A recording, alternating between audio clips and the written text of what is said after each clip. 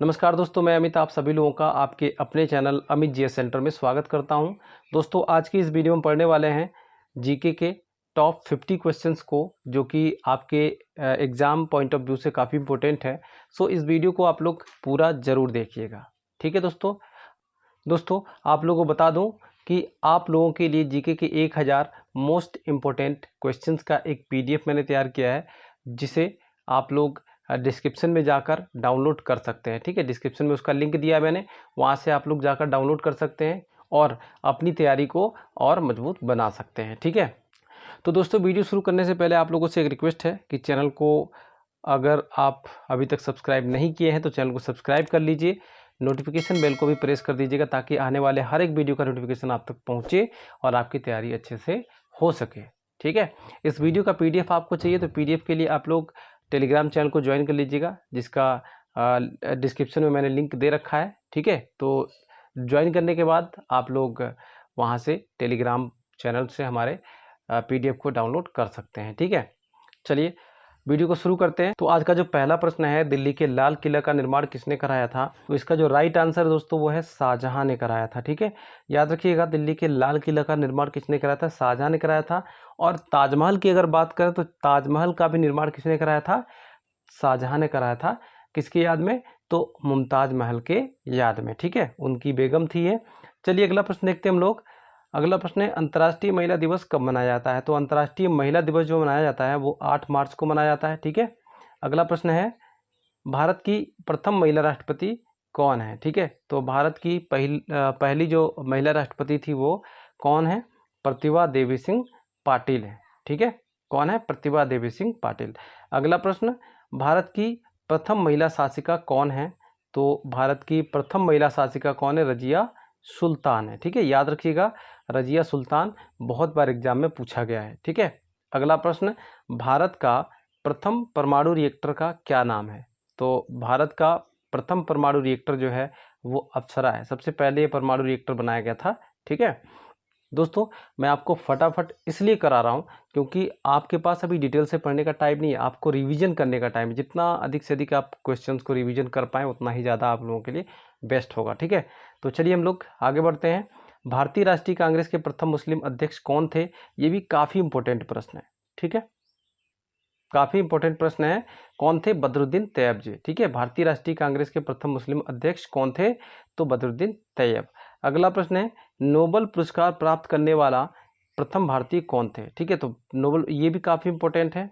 ठीक है, नोबेल पुरस्कार प्राप्त करने वाले प्रथम भारतीय कौन थे? तो रविन्द्रनाथ ठाकुर थे। ठीक है, इनको गीतांजलि के लिए पुरस्कार दिया गया था। ठीक है, इनका एक साहित्य था, इन्होंने लिखा था गीतांजलि, उसके लिए इस पुरस्कार को दिया गया था। ठीक है, अगला प्रश्न है, क्षेत्रफल की दृष्टि से विश्व का सबसे बड़ा देश कौन सा है? तो क्षेत्रफल की दृष्टि से विश्व का सबसे बड़ा देश है रूस। ठीक है, और जनसंख्या की दृष्टि से चीन है। ठीक है, और अगर जनसंख्या की दृष्टि से भारत की बात की जाए तो द्वितीय नंबर पे आता है, और क्षेत्रफल की दृष्टि से भारत की बात की जाए तो 7वें नंबर पे आता है अपना देश भारत। ठीक है, और क्षेत्रफल की दृष्टि से विश्व का सबसे छोटा देश कौन सा है? तो वेटिकन सिटी सबसे छोटा देश है। ठीक है, तो चलिए अगले प्रश्न पे चलते हैं। अगला प्रश्न है, ऑस्ट्रेलिया का राष्ट्रीय पशु क्या है? ठीक है, तो ऑस्ट्रेलिया का जो राष्ट्रीय पशु है वो कंगारू है, याद रखिएगा।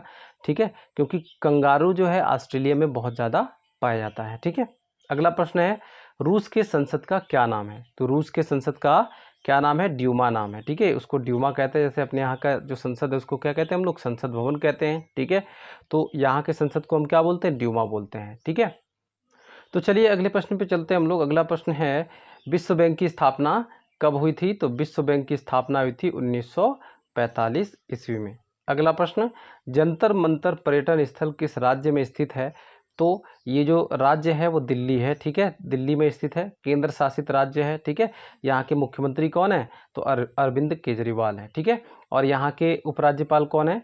तो लेफ्टिनेंट अनिल बैजल है। ठीक है, चलिए अगला प्रश्न है। अगला प्रश्न देखते हैं, वेलूर मठ कहाँ पर स्थित है? तो वेलूर मठ स्थित है कोलकाता, पश्चिम बंगाल में। ठीक है, कोलकाता जो है पश्चिम बंगाल की राजधानी है। यहाँ के मुख्यमंत्री कौन है? तो यहाँ के मुख्यमंत्री ममता बनर्जी हैं। ठीक है, और यहाँ के गवर्नर की अगर बात करें तो गवर्नर कौन है? तो जगदीप धनखड़ है। ठीक है, चलिए अगला प्रश्न देखते हैं, कोणार्क मंदिर कहाँ पर स्थित है? तो कोणार्क मंदिर जो है वो पुरी में स्थित है। ठीक है, पुरी किस राज्य में स्थित है? तो उड़ीसा में स्थित है। ओके, बहुत ही प्रसिद्ध मंदिर है, बहुत ही ज़्यादा एग्जाम में पूछा जाता है, बहुत ही इंपॉर्टेंट प्रश्न है। ओके, कोणार्क मंदिर। अगला प्रश्न देखते हैं, भारतीय कृषि अनुसंधान संस्थान कहाँ स्थित है? ठीक है, तो ये है नई दिल्ली में। ठीक है, अगला प्रश्न है, गढ़वाली लोक नृत्य किस राज्य में स्थित है? तो गढ़वाली लोक नृत्य जो है उत्तराखंड राज्य में स्थित है। इसकी राजधानी क्या है? तो देहरादून है। और इसकी दूसरी राजधानी क्या है? तो गैरसैंण है। ठीक है, यहाँ के नैनीताल में जिम कॉर्बेट नेशनल पार्क स्थित है, जो कि विश्व प्रसिद्ध नेशनल पार्क है। ठीक है, चलिए अगला प्रश्न देखते हैं, किस महापुरुष को लौह पुरुष के नाम से जाना जाता है? तो सरदार वल्लभ भाई पटेल को लौह पुरुष के नाम से जाना जाता है। काफ़ी इम्पोर्टेंट प्रश्न है ये भी। ठीक है, अगला प्रश्न है, भारत का नेपोलियन किसे कहा जाता है? तो भारत का नेपोलियन कहा जाता है समुद्रगुप्त को। ठीक है, बहुत बार एग्जाम में पूछा गया है और इस लेवल के एग्ज़ाम में तो पूछे जाने की संभावना बहुत अधिक रहती है। जो हाई स्कूल लेवल के एग्ज़ाम होते हैं उसमें बहुत ज़्यादा पूछा जाता है। ये जो प्रश्न है दोस्तों बहुत ही इंपॉर्टेंट प्रश्न है। हर एग्ज़ाम में लगभग जो भी हाई स्कूल लेवल के एग्ज़ाम होते हैं उनमें कहीं ना कहीं किसी न किसी वर्ष में ये पूछे गए प्रश्न हैं। ठीक है, गौतम बुद्ध का जन्म कहाँ हुआ था? तो गौतम बुद्ध का जो जन्म हुआ था वो लुम्बिनी में हुआ था। अगला प्रश्न है, महात्मा गांधी के समाधि स्थल को क्या कहा जाता है? तो महात्मा गांधी के समाधि स्थल को कहते हैं राजघाट। याद रखिएगा, बहुत ही ज़्यादा इम्पोर्टेंट प्रश्न है। ठीक है, अब एक प्रश्न और बनता है कि इंदिरा गांधी के समाधि स्थल को क्या कहते हैं? तो इंदिरा गांधी के समाधि स्थल को क्या बोलते हैं? शक्ति स्थल बोलते हैं। ठीक है, आपको पता है ना नारी शक्ति, तो इस तरीके से याद रखिएगा, वो नारी शक्ति थी इसलिए उनको क्या बोला गया था? शक्ति स्थल। ठीक है, अगला प्रश्न है, लाल बहादुर शास्त्री के समाधि स्थल का क्या नाम है? तो लाल बहादुर शास्त्री के समाधि स्थल का नाम है विजय घाट। ठीक है, जो लोग बहादुर होते हैं उनकी विजय हमेशा होती है, तो इस तरीके से याद रखिएगा, लाल बहादुर शास्त्री का जो समाधि स्थल है वो विजय घाट है। ठीक है, अगला प्रश्न, लोक नृत्य घूमर किस राज्य से संबंधित है?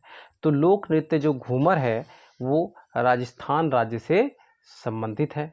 ठीक है, यहाँ के मुख्यमंत्री कौन है? तो यहाँ के मुख्यमंत्री हैं अशोक गहलोत। ठीक है, चलिए अगला प्रश्न है, भारत रत्न पुरस्कार की शुरुआत कब हुई थी? तो भारत रत्न पुरस्कार की शुरुआत हुई थी 1954 ईस्वी में। ठीक है, सबसे पहले भारत रत्न पुरस्कार किसको प्रदान किया गया था? तो डॉक्टर सर्वपल्ली राधाकृष्णन जी को प्रदान किया गया था।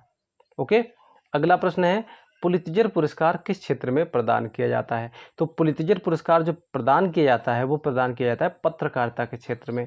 इसकी शुरुआत कब हुई थी? तो 1917 ईस्वी में हुई थी। ओके, अगला प्रश्न है, भूदान आंदोलन के प्रवर्तक कौन थे? तो भूदान आंदोलन बहुत ही फेमस आंदोलन है। ठीक है, इसको याद रखिएगा, ये भी काफ़ी इंपॉर्टेंट है। ठीक है, इसके प्रवर्तक कौन थे? तो विनोबा भावे थे। ठीक है, चलिए अगला प्रश्न देखते हैं, पुस्तक पंचतंत्र के लेखक कौन हैं? तो पंचतंत्र के लेखक हैं विष्णु शर्मा। बहुत ही इंपॉर्टेंट है। ठीक है, याद रखिएगा। अगला प्रश्न है, स्वर्ण मंदिर का निर्माण किसने कराया था? तो स्वर्ण मंदिर का निर्माण जो है कराए थे गुरु अर्जुन देव ने। ठीक है, सिख धर्म के गुरु अर्जुन देव ने इसका निर्माण कराया था स्वर्ण मंदिर का। ठीक है, ये एक गुरुद्वारा है। ठीक है, कहाँ पर है? तो ये पंजाब के अमृतसर में स्थित है। ठीक है, चलिए अगला प्रश्न देखते हैं, ज्ञानपीठ पुरस्कार प्राप्त करने वाले पहले साहित्यकार कौन थे? तो ज्ञानपीठ पुरस्कार प्राप्त करने वाले पहले साहित्यकार थे जी शंकर कुरूप। ठीक है, कि कब मिला था इनको ये पुरस्कार? तो 1965 ईस्वी में। अगला प्रश्न, एशियाई विकास बैंक का मुख्यालय कहाँ है? तो एशियाई विकास बैंक का जो मुख्यालय है वो मनीला में है। ठीक है, इसको ADB भी बोला जाता है। ठीक है, एशियन डेवलपमेंट बैंक। ओके, चलिए अगला प्रश्न देखते हैं, भूगोल का जनक है? तो भूगोल के जनक जो हैं हिकेटियस हैं। ठीक है, याद रखिएगा। अगला प्रश्न है, सौर मंडल का सबसे बड़ा ग्रह कौन सा है? तो सौर मंडल का सबसे बड़ा ग्रह है बृहस्पति। ओके, अगला प्रश्न, आकार एवं बनावट की दृष्टि से पृथ्वी के समान कौन सा ग्रह है? तो शुक्र ग्रह है। ठीक है, इसीलिए इसको पृथ्वी की जुड़वा ग्रह भी कहते हैं। ओके, चलिए अगला प्रश्न है, किस महाद्वीप पर एक भी ज्वालामुखी नहीं है? तो ये जो महाद्वीप है वो है ऑस्ट्रेलिया महाद्वीप, ठीक है। ये जो ऑस्ट्रेलिया महाद्वीप है ये विश्व का सबसे छोटा महाद्वीप है, ठीक है। यहाँ पर एक भी ज्वालामुखी नहीं पाया जाता है। ओके, अगला प्रश्न है, विश्व के सबसे गहरे स्थान का क्या नाम है? ठीक है, तो विश्व के सबसे गहरे स्थान का नाम है मेरियाना गर्त, ठीक है। इसकी गहराई कितनी है? तो 11,022 मीटर गहराई है, ठीक है। और किस महासागर में स्थित है? तो प्रशांत महासागर में स्थित है। ओके, अगला प्रश्न देखते हैं, ब्रह्मपुत्र नदी का उद्गम स्थल कहाँ पर स्थित है? तो ब्रह्मपुत्र नदी का जो उद्गम स्थल है वो है मानसरोवर झील में, ठीक है। अगला प्रश्न, नील नदी का उद्गम स्थल कहाँ है? ठीक है, या क्या है? तो नील नदी का जो उद्गम स्थल है वो विक्टोरिया झील है, याद रखिएगा। अगला प्रश्न, गंगा नदी का उद्गम स्थल क्या है? तो गंगा नदी का जो उद्गम स्थल है वो है गोमुख हिमानी, ठीक है। क्या है? गोमुख हिमानी। अगला प्रश्न, विश्व का सबसे ऊंचा पर्वत शिखर माउंट एवरेस्ट किस देश में स्थित है? तो विश्व का सबसे ऊंचा माउंट एवरेस्ट जो है सबसे ऊंचा पर्वत शिखर ये नेपाल देश में स्थित है, ठीक है। अगर नेपाल की बात करें तो नेपाल की जो राजधानी है काठमांडू है, ठीक है। और काठमांडू जो है सार्क का मुख्यालय भी है, ठीक है। अगर भारत की बात करें कि भारत का सबसे ऊंचा पर्वत शिखर कौन सा है, तो K2 है, जिसको हम क्या बोलते हैं? गाडविन ऑस्टिन भी बोलते हैं। अगला प्रश्न है, भारत का सबसे ऊंची पर्वत चोटी का क्या नाम है? तो अभी मैंने पिछले प्रश्न में आपको बताया कि भारत का सबसे ऊंची पर्वत चोटी कौन सी है, तो गॉडविन ऑस्टिन है और इसको K2 भी बोलते हैं। ओके, चलिए अगला प्रश्न देखते हैं, भूटान की राजधानी क्या है? तो भूटान की जो राजधानी है यहाँ पे गलत लिख गया है, थिम्फू है, ठीक है, थिम्फू, ठीक है। चलिए अगला प्रश्न देखते हैं, भारत किस गोलार्ध में स्थित है? तो भारत किस गोलार्ध में स्थित है? तो उत्तरी गोलार्ध में स्थित है, याद रखिएगा, उत्तरी गोलार्ध। अगला प्रश्न, रेशम कीट पालन को वैज्ञानिक भाषा में क्या कहा जाता है? तो क्या कहा जाता है? सेरीकल्चर कहा जाता है। बहुत ही इंपॉर्टेंट प्रश्न है, बहुत बार एग्जाम में पूछा जाता है, ठीक है। चलिए अगला प्रश्न देखते हैं, उद्योग की रोटी तथा काला सोना के नाम से किसे जाना जाता है? तो उद्योग की रोटी तथा काला सोना दोनों में से कोई भी आ सकता है, अकेले अकेले भी आ सकता है। काला सोना तो आप समझ जाएंगे, काला सोना यानी कि कोयला, ठीक है। लेकिन उद्योग की रोटी आप नहीं समझ पाते, ठीक है। बहुत ही कम लोगों को पता है उद्योग की रोटी किसे कहा जाता है।